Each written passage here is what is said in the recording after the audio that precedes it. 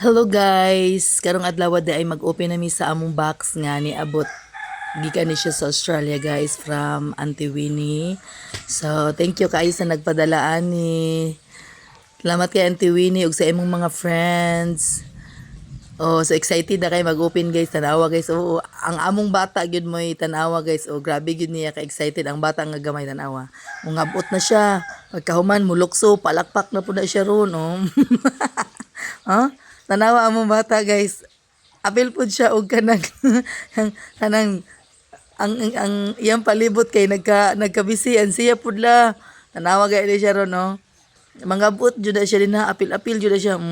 Ang gipangita ana niya kabalo mo dulaan ang iyang gipangita ana. Namunit na siya giya. Sama enjoy kayo may nag-open guys oh. Yang akong side by side tanawa ni sila marukoy kay ni sila kay isiga kilid o sig pamunlot oh tanawa ang isa kining nakaitom sa kilid kay apple oh sig paguwara na siya safety din niya oh tanawa oh hawa ha pag di siya ganahan iyang ihatag sa ako pero og pag masigaw gay niya automatic yun na siya iya din na ipang hipos apil po ng isa tanawa ng isa ron ha. Awan ni awan na akong isa ka anak guys, tanawa na ha. Oh. Magbinirahay, hala, mo kayo.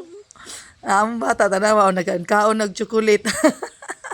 Nakakita na ni siya chocolate, kinagaon-kaon na, ni puyo na, Pero na isa sa kilid guys. Tanaw niya nga, wala magi masigo sa iyaha. Kining isa ka anak nako kaning naka-stripe. Walay masigo niya, lilig siya, may ang ako, ingon pa niya, walay masigo nako. Ala tanawa oh. Oh, nang hiyugpos na lang siya kay siya. Wala magi masigo nako oh. Nawa na iyang naong ron. Oh, suko na kay na. Suko na kay na siya oh. Tanaw niya siyang ati raman ang masigo permente.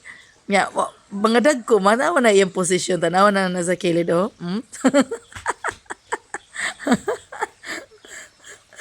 So right guys, thank you kayo sa inyong pagtanaw no. Enjoy kaayo mi sa pag-open sa among mga box no. So duha ka box ani abot sa akong ate Imi ug ako no kay ang duha ka box pod last month is niabot pod kang Kuya Wiwi ug kang Manoy Kikit. So thank you kaayo auntie sa imong box nga gipadala. Nag-enjoy gyud ang all, happy gyud kaayo. Takod gyud kay nagkatabang sa among adere kay dili nami magpalit og mga gamit kay na giandam daan sa Ginoo para sa amoa.